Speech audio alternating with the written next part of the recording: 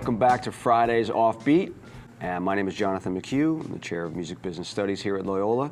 And I am blessed to be joined by my friend Stanton Moore, one of the best drummers in the whole wide world, and one of the best entrepreneurs in the music business that I've seen from his work on so many different things that we'll get into. But welcome, Mr. Moore.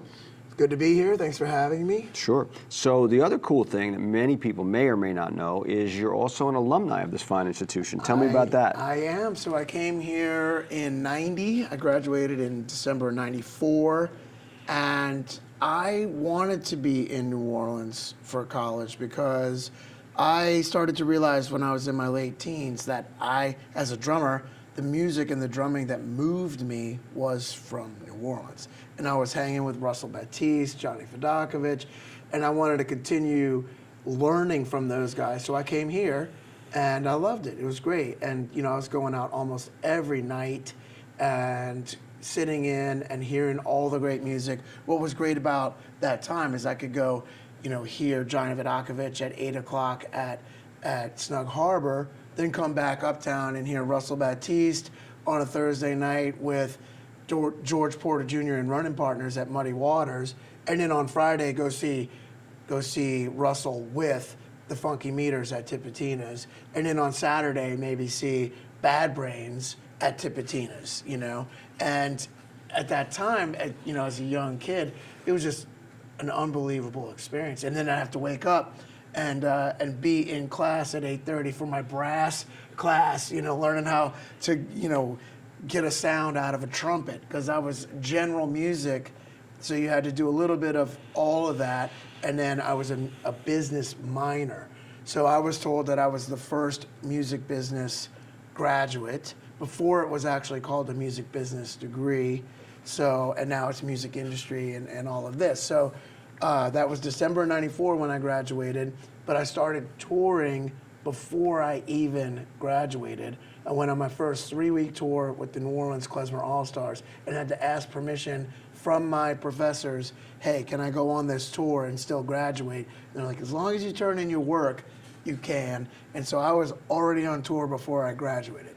Amazing. And so I want to just jump before you move on to Galactic, Russell Batist, because you've told the stories about seeing Russell perform and just being magnetized and going up to him and say like, yo, I need to learn from you. And he was totally receptive.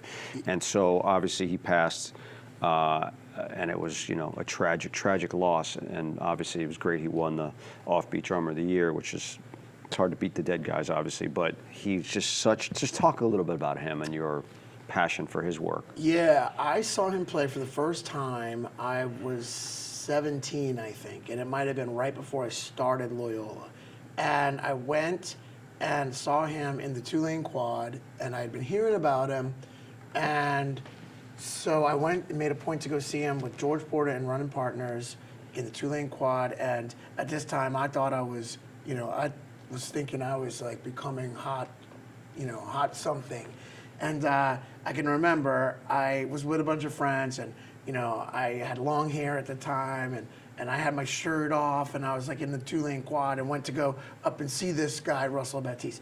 And he had his shirt off, and he was playing the drums, and he was just, at the time, he was just ripped and wearing these purple, like kind of MC Hammer flared pants.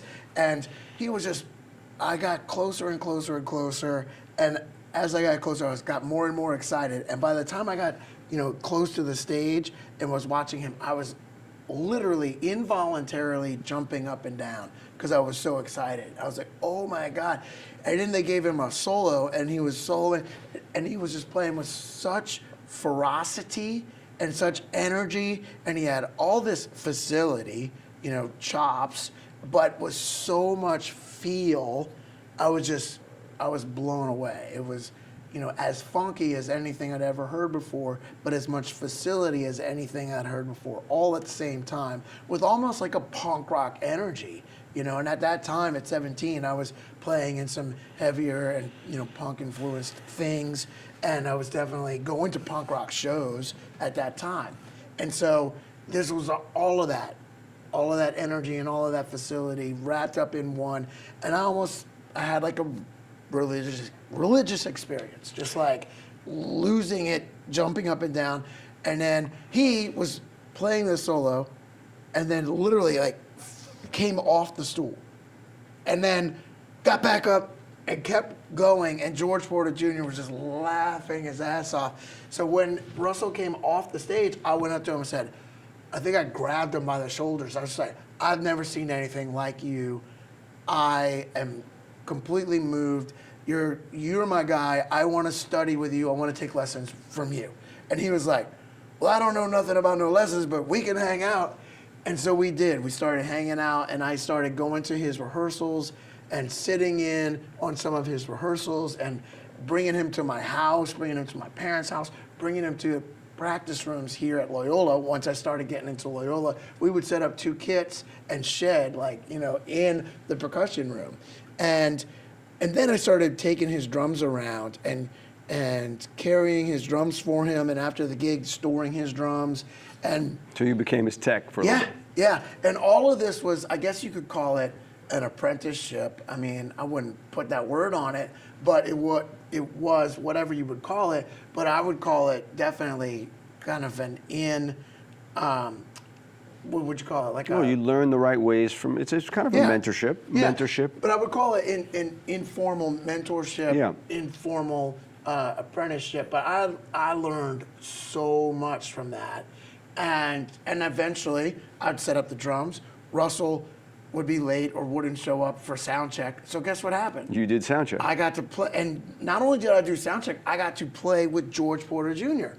for the first time. Wow. I mean, you know, so my point of going into all the details of that story is any of the younger musicians watching this, don't be afraid to humble yourself and go to the musicians that move you and do whatever it takes, do whatever is needed to, like, you know, endear yourself and pick up that information by any means necessary. Whether it's a, you know, formal lesson, okay, that's cool, but show up, pick Russell up, drive him where he needs to go, set up his drums, do sound check, pick him up afterwards, store his drums. I did all that stuff, and in the meantime, Russell, show me that thing you were playing. What was that thing you played? Oh, I guess it was that. Man, I learned so much just by being around. It's a great example, and today's modern version of that is, if you like an artist and maybe you want to play with them when they come to your town, you DM them, right? So these kids, We the Commas, that I published from San Diego, happen to hit up this artist, Sammy Ray and Friends, who I'd never heard of, but they're selling out venues all over the country, and they went on a tour with them just from a DM, and they sent them a DM, and then she sent the DM back singing one of their songs, and cut to 4 months later, at the close of the last show, she's singing their song on stage with them, and it was just like, that's the new thing. You have to reach out and you have to ask. Yeah. You have to ask for it. You do. And to your point, if there's somebody that moves you that you want to play with or that you want to work with, tell them. Right. It's frightening. But it's also, it's frightening as hell. But what's the worst thing that's going to happen? Right. They're either not going to respond, or they're going to say no. But no, that could be a temporary no until you get better, and then they're like, oh yeah, that's I remember that kid who approached me. Right. Oh, all right. Well, all right. Maybe we could do something. Right. You know, don't be afraid to put yourself out there. It is scary. It still is. Yeah. I'm still, you know, there's still people I want to play who's with. a person that you've got to play with that for you was that moment, like rock star style, that you were able to interact with or play with, whether just jam with, that was like that moment, like, oh shit, I made it. Like, I'm here and I'm digging it. Yeah, Mao Parker, for sure. So Mao was the saxophone player with James Brown. Now, then he went and had his own very successful solo career, but his playing to me is, he's one of those musicians that when I hear him play, it just hits me right here in the chest. So check out Soul Power 1974.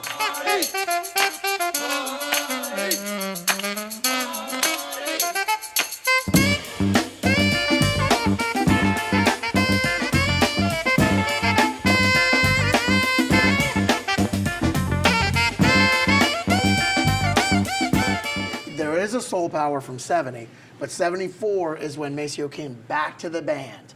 And then they've got all this horn stuff on there, and it's just like, it moves me every time. So I got to do a couple super jams with Maceo, and then I got to play Soul Power on Jam Cruise with Maceo and the rest of the JB Horns with George Porter Jr. It was his super jam, and I was on drums, and he had them come up, and I'm playing in the middle of the Caribbean. It was a day at sea, and I'm in the middle of the Caribbean, breeze is coming, and all those horn parts, and then Maceo soloing. I was like, oh my God, this is heaven. This is not a bad way to make a living. Yeah, not a bad way to make a living. This is heaven. And then I got asked to go do dates with Maceo in Europe. And I got to play with Maceo as his drummer. Wow. All over Europe and hang on the bus. We would drive from one place to the next on the bus overnight. And there would be nights where I'd come down, you know, and then Maceo might have come down because he couldn't sleep, or I couldn't sleep, or maybe he used the bathroom and he's sitting. Maybe I used the bathroom and I sit, and I got to ask him all kinds of questions and hear all kinds of stories. And sometimes there would be other members of the band around, sometimes not. But man, that's invaluable. Yep. You know, so playing with Maceo, that was one of those things where he had been one of my musical heroes, one of the guys who's moved me on records since I was a teenager, and getting to play with him and getting asked to play with him. I mean, it's just an invaluable experience. I want to go back to the beginning of Galactic and playing with Houseman. Mm-hmm. And I've heard from a number of you guys from the band that being on the road with a veteran like this and sitting there in the van and listening to his stories was absolutely invaluable to you guys. Talk about those early days of meeting Galactic, going on the road with Houseman and learning from an elder who had, you know, great experience. Yeah. I mean, we were young, obviously. I started playing with Robert Mercurio and Jeff Rains in November of 1992. And then they were like, well, we have this singer. And so he came back from, like, you know, the winter break. And then we had this very energetic singer, Chris Lane. And then we added some horns. I got a horn section from Loyola. And then we had a second guitar player, Rob Gowan, who I knew from Loyola. And then we started playing some gigs, and we developed an audience in 1993. We were drawing, you know, sometimes 300 or more kids to Muddy Waters. And that was a lot of fun. And then we started to realize, okay, with the name Galactic Prophylactic and, you know, our kind of hyperactive energy, that was not going to translate past our college years. And we were all about to graduate in 94. So we decided. So you need a grown-up name? So we had a guy come into town, and I think this was in 94 or 95. Dan Prothero came to town, and he was looking to record some people from New Orleans. Some people told him to record us, so he did. And at the time, Rob Gowan had a broken arm, and so we recorded as me, Robert Mercurio, Jeff Rains, Rich Fogel, and Clarence Johnson. He was one horn from that horn section, okay? And I went to Brother Martin with Clarence. So that was the band. We recorded a tune that we had written called Black Eyed Pea. That got picked up on an EP called Is That Jazz? And then Robert and I flew out there for the release of that because we couldn't afford to bring the whole band out. When they put out that EP, that label, Ubiquity Records, was like, okay, we're not gonna put Galactic Prophylactic on here, so y'all need to come up with another name. We thought about it, hemmed and hawed about it, and then we couldn't come up with a name, so like, okay, we're just gonna put Galactic on there. That came out, and then we were like, well, I guess our name is Galactic. Right. Because drop the word. Exactly. And by the way, that's based on an Eddie Murphy skit on Saturday Night Live, Galactic Prophylactic, right? Exactly. And then, but I think that they say that they came up with that because it rhymed, and they weren't necessarily aware of the Eddie Murphy skit. But yes, it is a skit that Eddie Murphy did. Right. So there's a long story on that. We won't get into all that. But so what happened is that came out, and we're like, okay, I guess our name is Galactic now. We should probably be instrumental for a while, rethink things. And then we started doing things with Ben Ellman. And Ben Ellman did come on the first tour. He wasn't on the first record, Cooling Off, but he came on the first tour in '96. And then Jason Mingledorff came on that tour too. And Professor at Loyola? Yeah. Grammy-winning professor from the New Orleans exactly. Nightcrawlers? We love Jason. Jason was doing most of the East Coast stuff. Ben was doing most of the West Coast stuff for the first like maybe year and a half. And then we realized we should probably settle with one guy. And then we settled with Ben. And then moving forward, we realized that we were kind of like the core, the five core. But on that first tour, Theroux, the house band, DeCluitt came out, and he was on that first record. And Robert and Ben knew him from going to Benny's. And Benny's, for those who don't know, was a classic bar, uptown bar, where there literally was a hole in the wall where you'd cross through the hole in the wall to get from the stage area to the bar. Literally. Right? Literally a hole in the wall. Like they literally just removed the sheetrock off the walls, and you would see the band from the bar. You could see the band because you were looking through the studs. Through the studs. Because all they did was remove the sheetrock. One of the greatest of all time. Yeah, and you could literally just pass the drummer a beer through the studs in the wall. Only in New Orleans. And that's how you would get to sit in. Right. You would buy a beer, pass it to the drummer, and say, "Hey man, here's a beer. By the way, I'm here." And you'd be like, "Oh, okay." And by 2, 3 in the morning, that drummer was ready to take a break, so you would get to sit in. And I sat in a lot by doing that. And so. Yeah, that bar is literally a house now at the corner of Valance and Camp, and you would not believe that place used to have an awning, and people used to be standing out drinking, going in, and the music would go till 3 a.m. or later, and it is a residential neighborhood.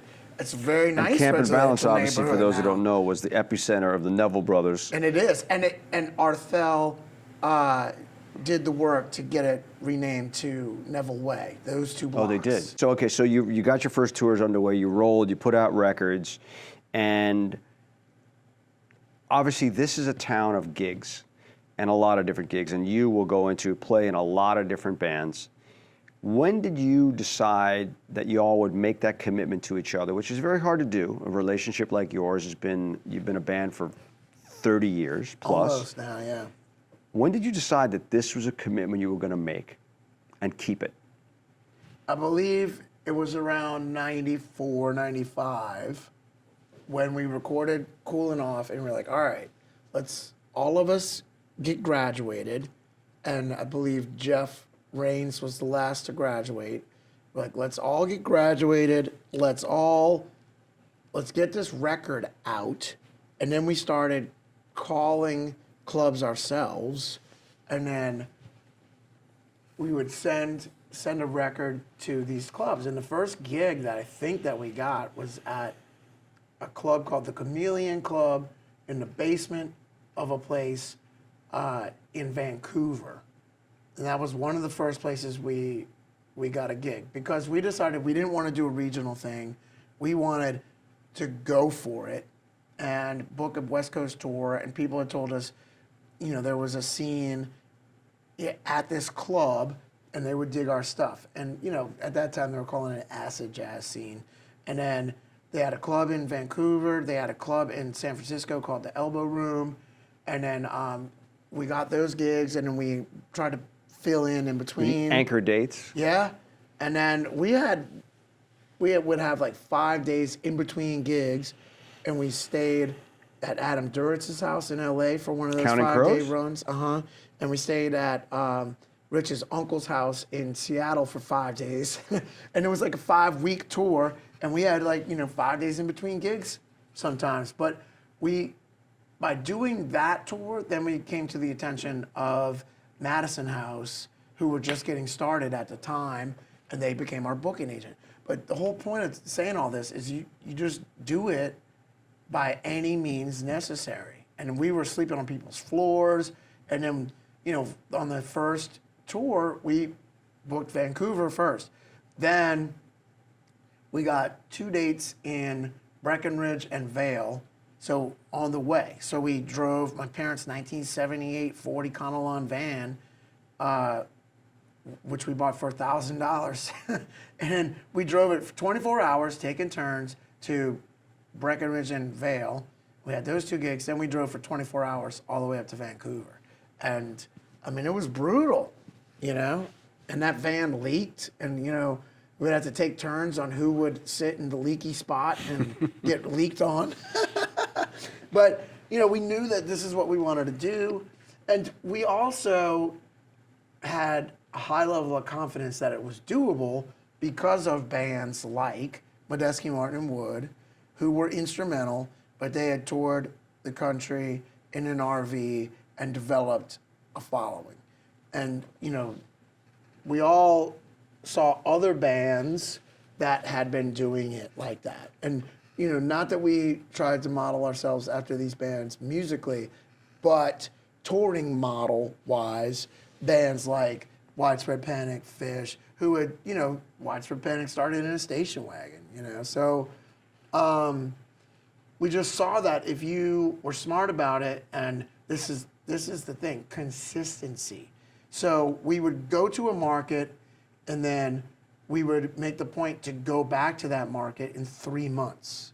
Which is pretty quick in today's world. Yeah, it is. But we would do like a month-long tour. The first tour was 5 weeks on the West Coast. So we did this for about 4 years. We would do the West Coast for a month, come home for 2 weeks, go do the East Coast for a month, come home for 2 weeks. That's a quarter, right? That's 3 months. 1 month, 2 weeks, 1 month, 2 weeks. So, you know, we didn't know the term quarterly, but we would do that cycle quarterly for about 4 years. And we went from, long story short, we went from playing for about 10 people in a Ford Econoline van to headlining the Warfield, 2,500 people in San Francisco, in about 4 to 5 years. But you put the time in. Like, that's work ethic that's, you know, kids today don't necessarily understand that you're not going to get famous on social media, odds are. But you got to put in the work and the time and the travel and booking these gigs and getting these gigs and getting the next gig. And then you get agents and you get managers and they come along with you to help out. But it's that the process is such an intense one. And so, harkening back, but getting to the present, Tipitina's. Yeah. Ben Elman, cooking burgers there. You guys are flyering for your shows. You're going to the venue all the time. Yeah, I was playing the Young People's Jazz Forum, that's what it was called, at 16 years old. And my dad would bring me there. It was Sunday At Tipitina's. afternoons. Yeah, Sunday afternoons from 1 to 4 p.m. And the other kids who were showing up, were sometimes Nicholas Payton, Jason Marsalis, and a whole bunch of other guys who became professional musicians. But my first time walking into Tips was part of that Young People's jam session, 1 to 4 p.m. on Sundays, and Johnny Vodakovich was usually the guy doing it. And I would get to watch Johnny, then I would get up there and I would just suck terribly, and then I would get to watch Johnny again, and then afterward he would tell me what I needed to work on. Then I eventually started taking lessons with him. So you got mentorship from, on one side, one of the kings of funk, Russell Batist, and one of the kings of New Orleans, kind of swing, modern jazz, whatever you'd call it, Johnny V. Yeah. So you kind of took this input from these two diametrically opposed but super talented drummers, and that's why your breadth and width of music is so broad. Like, I go see you at the Columns with Singleton and Torque, and it's like this beautiful jazz set. Then you're funking hard with Galactic. Then you're dragon smoking with Ivan and Robert. Like, your diversity of playing is so amazing, and that's why, to me, you're kind of an inspiration. And obviously, we'll get into the Drum Academy of educating other drummers. But, you know, what I love about this town is you have room to do all sorts of different things. Yeah. From Snug Harbor to Tipitina's to the grimiest Bennies of them all. Talk about that, New Orleans, as a culture of nurturing musicians. And what I also love is support. Everybody vibes, and there's no like, oh, no, I'm getting that gig, I'm getting that gig. I mean, it's always existing in territorial nature of gigging, but the community, I just love it. Yeah, I love it too, and that's why I haven't left, and that's why I wanted to stay here, and that's why I'm very happy that I did. And often people ask me, well, why haven't you moved to New York or LA? I'm like, because I can't go out on a Monday night or a Tuesday night and see Shannon Powell or Herlin Riley or Johnny Vodakovich and maybe sit in and hang out with these guys. All those other towns that I mentioned, Nashville too, those are great towns. Those are amazing. A lot of great, amazing musicians. But for me, growing up, like I said, I would be able to go see Johnny V at Snug, maybe sit in there, then go uptown, see Russell Batist, sit in there, then maybe go see Shannon Powell at Donna's, sit in there, all in the same night. So when younger drummers ask me, should I move to New Orleans? I say absolutely, because there's so much opportunity to gain playing experience. If you go hear somebody in New York, you're gonna pay a $30 cover and a 2-drink minimum, and you ain't gonna sit in. And sitting in is a big part of being able to get into the fabric of the culture. Is, I think, man. It's like, because if you sit in enough and then they see that you can play, then you might get to sub. And then if they decide to move on to another gig, then you might get that gig. And, to really develop as a player, that playing experience, playing with people who are better than you, that's how you get better. And since we're on that, let me pretend like you asked me this question, but I do want to say this. Like, I can't impart enough the importance of a weekly gig. And after I'd already been on the road and established, about 10 years ago, I started doing a weekly gig on Tuesdays at Snug Harbor with David Torkanowski and James Singleton. And I wanted to work on refining that side of my playing, swinging out, brushes, playing quieter, and I really wanted to challenge myself.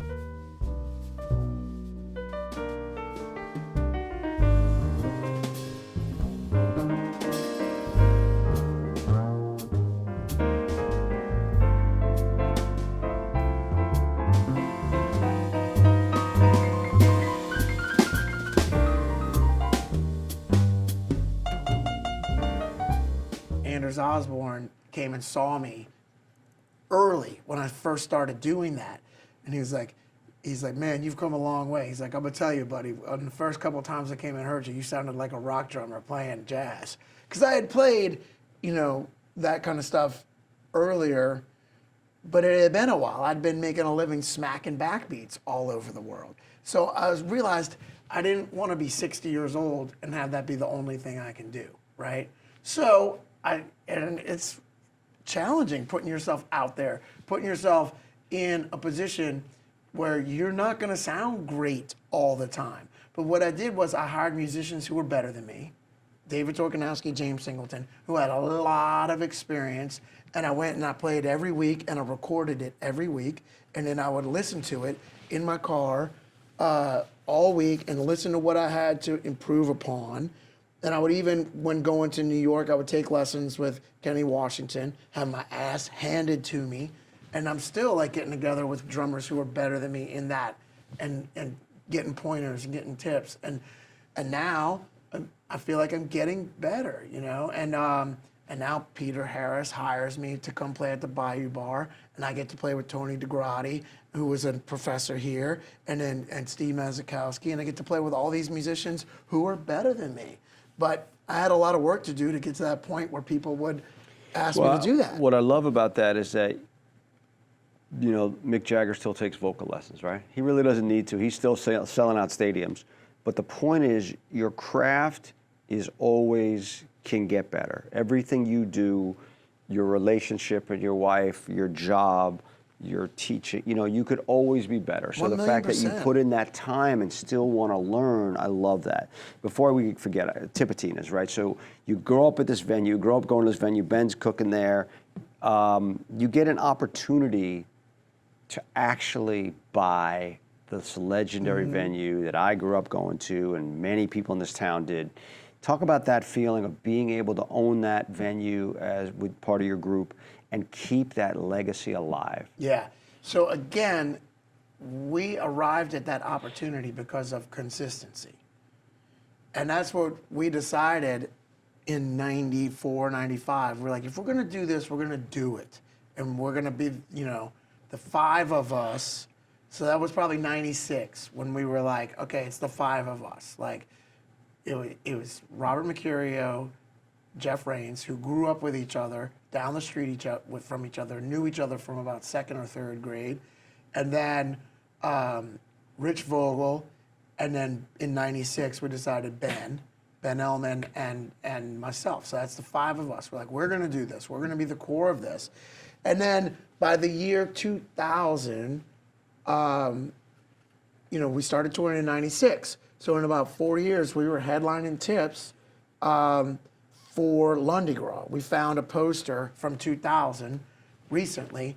And then, so it was Lundi Gras plus like the Saturday before Mardi Gras. So twice during Mardi Gras, twice during Jazz Fest, Halloween, New Year's Eve, and maybe a back to school gig and maybe another thing. So 6 to 8 times a year since the year 2000. So by the year 18, you know, we had probably been headlining before 2000, but we were doing most of the major holidays.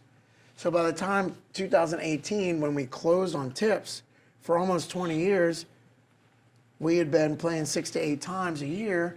The staff, you know, we hope lovingly, had nicknamed us the Tipitina's House Band, and the previous owner was not a music person, and we were really the only band that he knew by name. And so when it started coming time where he might have to sell,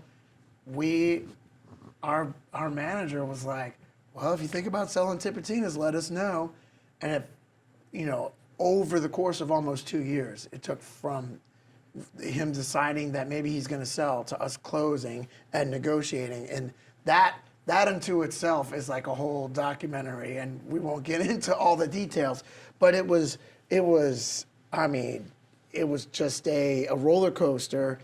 And I was also planning my wedding at the same time. So I got married to the love of my life in October 13th, 2018, closed on Tips November 30th of 2018. So planning a wedding and negotiating the sale of Tips all during that time, for me personally, was a very challenging but wonderful period. That's great. So now cutting to present day, your next project is very exciting. You've been working on a record with the legendary Irma Thomas. Yes. Talk about the process and when do you look to have that record out and what do you hope for it? Yeah, so that record is going to come out in June of this year, 2024, and we'll have a couple singles before that.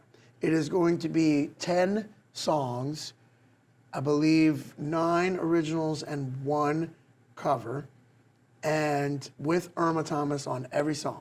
This will be the first record that we've ever done that is all vocals. It'll be the first record that we've ever done with 1 special guest that is all throughout the whole entire thing. I mean, we've done Houseman before where he was the only vocalist, but there were instrumentals in there. There will be no instrumentals on this record. It's all vocals, and I think it is one of the strongest things that we've ever done by far. And we've finally gotten to a point where we really have a great stable of writers who are helping us, and we've really refined our process. And I think it's by far the strongest songwriting we've done with Irma, and I'm really excited about it, and I can't wait for people to hear it because I'm very, very proud of it. So just talk about the experience of working with Irma and what you hope the sound of this record to be out there? I mean, it's been a treasure for us because to work with somebody on Irma's level who is, I mean, she's a legend and she's been around for a while and she's seen, I mean, a lot, you know. I mean, for the people who are watching who may not be aware, I mean, you know, she's had a career since the 50s and, you know, one of her songs was covered by the Rolling Stones. Right, that was the big break, Time Is on My Side. Yeah. So that was... It's on my side. Yes, it is. It's on my side. Yes, it is. So there are pictures of her with the Rolling Stones. So, I mean, you know, they can cover anybody they want to. And they covered her. And so that's just a snippet of, I could go on and on about how important she is. And to me, you know, there would be no New Orleans music without Irma Thomas. Queen of New Orleans It soul? would be, yeah, it would be a very different landscape. So she's contributed more than words can say. And to have her, you know, collaborate with us is just invaluable. And we treasure her, we treasure this experience, and I think that we've all come together to make this as good as it can be, and I think it's some of our best work, and I'm very proud of it. Yeah, I mean, that's an exciting prospect to hear. I can't wait to hear the record. I've heard a couple demos. Ben and Robert played me a couple things, which sounded great. So that's the summer, and then before that we got Jazz Fest. And normally you do 1 or 2 gigs during Jazz Fest, don't you? Yeah, 1 or 2 a day, sometimes 2 or 3, and I've decidedly tried to pare it down a little bit because, you know, I love playing so much so, but one year I did 31 gigs, and that was too much. So it was great, it was wonderful, but that was too much. So I'm trying to keep it around 20. 20 feels good, and yeah, I love playing, and I look forward to Jazz Fest every year. That's my busy season, but you know, it's great. Shout out to my man Adam Kelly, who has been my drum tech for over 20 years, and he's 3 steps in front of me and 2 steps behind me at all times so that I can just walk up, sit down and play, get up, and usually I go home and I take a nap.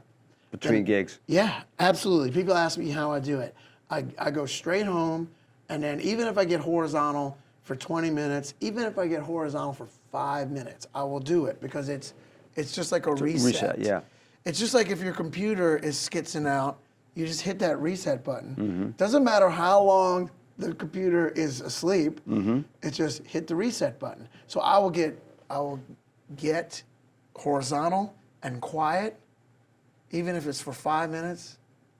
I set my alarm, then I pop up, go downstairs, make an espresso, drink that espresso, and sometimes I'm in such a hurry, I gotta make that espresso, put 1 cube of ice in it so I can down it, eat 3 chocolate-covered espresso beans. Sometimes I'm chewing them as I go out the door. And then I usually call a Lyft so I don't have to worry about parking. Right. And then, or sometimes Adam will come pick me up, Adam Cab. And then I just get to the next gig, I'll walk on stage, hit it, and then I've actually repeat. seen you take some espresso beans with you, right? Yeah. You will occasionally bring some espresso beans on the road with you for that pick-me-up, right? I carry them in a Ziploc bag, and then as COVID was opening up and we started playing gigs, Quint Davis was coming to all of our gigs, and sometimes we'd only be able to allow a few people in the building, and Quint would be there and he'd come back behind stage, and we're still wearing masks, and he'd be like, "Man, what's that you're eating?" And I'd be like, "You know, this is my chocolate-covered espresso beans." So he got to where he loves them. Now he will pick some up and show up, and he'll offer me chocolate-covered espresso beans. He's like, I owe you. I'm repaying the favor. So, That's awesome. So Quint, well, that's our little thing now. He'll show up Right. and bring me some chocolate-covered espresso Well, beans. you learn from people. Okay, so let's talk about a couple of different gigs. You got some Galactic gigs. Uh-huh. You got some Dragon Smoke. Yep. You got some Torque and Yep. Torque and Singleton. Torque and Singleton. That's 3 different outfits. What Yep. else? I've got the KzoMo project. Talk which about is that. Developing a lot of momentum. So this is a project that I'm really excited about and really proud of, and we're really developing some momentum. And it's Eric KzoMo, who is a Grammy Award-winning producer and guitar player. And a couple jazz fests ago, he approached me and said, "Man, what would you think about working together more? Like, I really like your work ethic. I love playing with you. I think that we could really develop a partnership that could work." So I said, "That sounds great." And I talked to my wife about it, and she's like, "That sounds great." And so then he came over with his wife and his young son, who was 2 at the time, and we just talked through like how we would like the future of our touring to look. Like, we want to do things that would be multiple night runs and things that we could bring our wives to and his son to. And, we don't want to get in a van and like drive 6 to 8 hours from gig to gig to gig. We want to do more civilized things and be in multiple places. And this is what we're doing. And we're doing it and it's working. And we made a record that is an organ trio, all instrumental tribute to women in music. And so some of the songs are paying homage to some of the classic artists like Aretha Franklin and Nina Simone. But then we're also paying homage to some of the more contemporary artists like Billie Eilish, her, Amy Winehouse, Casey Musgraves. Wow. And, it's in the organ trio tradition. It's something that sounds like your wives probably helped program. Well, yeah, we were like, we love Sounds like my wife would be all over that. Yeah, one. we love and our who wives. else is in the group with you? So Eric Finland is playing organ, and then just now Joe Ashlar came and played some dates with us as well. And on the record, we got some special guests in Branford Marsalis as a special guest, Robert Randolph, and also Corey Henry on keys. And so, yeah, we wanted to make a record that was something that we would be proud to play for our wives while we are hanging out making dinner or hanging out at the beach or hanging out by the pool. Or, I'm 51 now, and Eric is approaching this age as well. So, with thinking about things in a different way, we love playing, we want to play all the time, we want to work all the time, but we want to work in ways that is civilized and smarter, not harder, and in ways that we can include our families and have our families around us while we work, and make records that we're proud to play for our wives and families. So that's 4 different outfits. Anything else I've missed that you Midnight Disturbers don't will know? be. Explain that one. So that is an all-star brass band that, everybody in this thing is a leader of their own projects. And so everybody's super busy. So we don't have time to rehearse, and we, haven't had time to record. The only time we get together is at Jazz Fest. And who else is in that gig? Big Sam, Matt Perrine, Grammy Award-winning Matt Perrine on sousaphone, and Kirk Joseph on sousaphone, and the trumpet players. Now we've got Eric Gordon, but in years past, we've had Shamar Allen, trombone Shorty, Chad from Rebirth. This year we'll probably have Glenn Hall from Rebirth. It's kind of a rotating cast of all-stars, and Skerrick and Roger Lewis on saxes, Mark Mullins on trombone, like I said. Yeah, Big it's an Sam. all-star squad all the way. Yeah, it's fun, and then members of Naughty P, Naughty Professor, who are alumni from here. Nick Elman is part of it now, who is cousins to Ben Elman. That's right. But Nick Elman is And an Naughty Professor, is yeah. an alum from here, right? So it's an all-star alternating cast of characters that is a fun brass So that's a band. lot of gigs coming up for you. That's your high season. So a couple other things you spend a lot of time before we wrap. Talk to me about the Drum Academy. How important is it for you? And you did an amazing thing here recently at Loyola where you played with a number of our students. Talk about how important it is for you to educate. And you could also mention the thing you just came back from in Canada. Yeah. So I love producing books, DVDs, I did 2 books and DVDs, and I loved doing those. Take It to the Street and Groove Alchemy. And I loved it because, as you said, I'm a student of the instrument, student of the drums, student of music in general, and I love getting better all the time. So I started to discover that people want to know some of what I've learned. So I enjoy putting that together, putting it out there. And then what I really enjoy is when people come back to me and say, man, that book that you put out or that DVD that you put out, that changed my playing. That made me a better drummer. That made my band like me more. And then that made me happier as a person. So then that made my significant other like me more. And so now my marriage is better. And my relationship with my band is better, and I'm a better drummer and musician because of that. That kind of feedback, because that's something you put out there, for them to get that kind of result, they had to spend a lot of time working on, practicing, absorbing what you put out there. So that becomes almost addictive, like being able to help other people with what you've got up here, which is very hard earned. So me spending all that time getting better, then realizing that, people can actually benefit from this, and you get attached to that relationship of helping, and it becomes almost altruistic in a way. You're like, man, I want to help people get better. If I can help people get better with this stuff that's up here, then I want to do it. So I realized that it would be good for me to invest the time and effort in building a platform that I could put out my future writings and videos.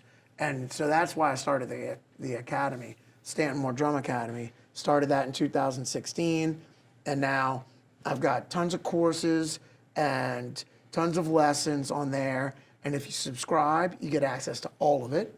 Or if you're like, I just want to buy this shuffle course, or I just want to buy this 16th note groove course, or I just want to, buy these other, lessons, that's cool. But if you subscribe to it, then you get access to everything, and you also get access to me. And then, I'm doing... How does that relate to what you just came back from in Drumeo? Are they two totally different things, or is it on the same tree? So that's a great question. So yes, I just came back from Abbotsford, Canada, which is just outside of Vancouver, Canada, Drumeo. So most drummers know about Drumeo. So I just filmed for 3 days with them. So I filmed content for them.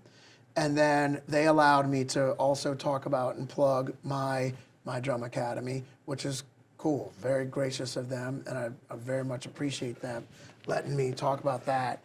And we did a lot of fun stuff. We did a live, which is they're gonna clean up and mix, and then that'll be available on their YouTube in about a month. And that was a live of me talking about liberating your left side, talking about how I incorporate percussion and other sounds into my kit.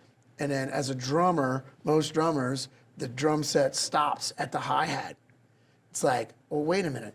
And they got all this stuff over here. They've got rack tom, ride cymbal, crash cymbal, floor tom. Guess what, Jonathan? As I'm talking Use the to whole you, field. guess what? There's all this over here that people Right. don't use. So I got to a point where I'm utilizing that a lot. And so this lesson was on that. And I had them surprise me with some household items over here to show people you don't have to spend a lot of money. You can just start hitting on some frying pans and some pots and pans and mixing bowls and all kinds of stuff. They even put up a sink for me to hit on. So that was really fun. That was the live. But then they also do a thing where they put you in their studio, which is, top notch, well lit, and you're at the drums by yourself, and they play you a song that they think you've never heard. And I got to hear a song. I won't spoil it yet, but they played me a song that I've never heard, and they take the drums out. And then you got to come up with your own drum part to that. And they encourage you to be creative and do it your way. And it's really fun. And they've got a lot of great drummers to do it. Chad Smith has done it. Mike Portnoy's done it. Tons of great drummers have done that. So you're a little bit in the hot seat because you listen to something you haven't heard before, and it's like, okay, and then you come up with your own thing on it. So I did that, and they also asked me to learn a tune where you do hear the drums, and I did that as well. And I also filmed like 10 kind of coaching workout videos where it's very specific what we're working on, and people play along with me. And I talk to you while I'm playing, and you play along with me, and it's like working you through this, hands-on, at slower tempos and all that. So I did 10 of those. That'll live behind their paywall. So that'll be content for their subscribers. And then the whole while, making people aware that if they like what I'm doing, then I have my own platform that they can come check out Right. and learn. If people dig what I'm doing and they like my drumming, just about everything that I do, I've written out and is available inside of my drum academy. I love your playing, your vibe, your work ethic. It's all amazing, and obviously, as a person, you're just a great person. But I want to close with, what would be your recommendations for both the music side of playing and how to get better, besides going to the drum academy, but just advice overall for students who are learning the business and who are learning their craft? What do you tell young people when you speak to them about advice that you would give them? To condense it, scare yourself on a daily basis. However you do that, there are many ways to do that. So approach that player or that musician that you want to play with. Like we talked about. Talking about that, say, I want to play with you. That's going to be scary. Get yourself a weekly gig, even if it's at 3 o'clock in the afternoon, and hire musicians who are better than you. Even if you make $0, even if you've got to spend, if you spend $150 out of your own money to pay these players, right? And you get a bass, let's talk from a drummer's perspective. You get a bass player and a keyboard player, a bass player and a guitar player, and you have to pay $150. You'd pay $150 for a private lesson, right? So you get a private lesson with these two musicians who are better than you. They're going to tell you about the time that they played with one of your favorite drummers. They're going to tell you about the time that they played with, for me, with Torque and Singleton, they played with James Black. They've played with Johnny Vodakovich. They've played with Zigaboo Modal East. They've played with Milt Jackson. They've played with all these amazing musicians. So that's why I hired those guys. So hire people who are better than you. That's going to be scary. And it's going to be scary because you're going to lose money when you first start doing it. But if you do it weekly and eventually people start showing up, then you'll get to a point where maybe you'll make a little. But don't be afraid to lose money to play with musicians better than you. That's going to be the best private lesson you're going to get. Right, and to put yourself out there by asking the question of an artist, hey, can I do something with you? Whether it's carry your drums, perform with you, get some information, have coffee with you. 1,000,000%. Call a club, right, that you think they're not going to give you the gig, and they may not. And that's going to be scary, right? Don't be afraid of rejection. Rejection is scary. Yeah. But don't be afraid of it. And put yourself in a position that scares you every day. Like I released a course today that I've been working on for a couple of years now, and it's 16th note, right? And this was an area of my playing that I was not good at. Okay, so I had, because New Orleans funk, rudimental stuff, it's all hand to hand. But right, I had to work on that. So I worked on it, got it better, wrote a 5-part course. That course came out today. I'm scared that nobody's gonna buy it. But I bet a couple people might. I hope so, but you gotta scare yourself. Yes, I like it. Challenge yourself every day. So Stanton Moore, during Jazz Fest, you're not gonna miss the guy. He's everywhere. You'll find him out there. He's doing it. Thank you so much for sitting in with us on Fridays OffBeat, powered by Loyola's College of Music and School of Music and Theater Professions. We appreciate you, and just keep rocking, my friend. Yeah, man. Thanks for having me. Appreciate it.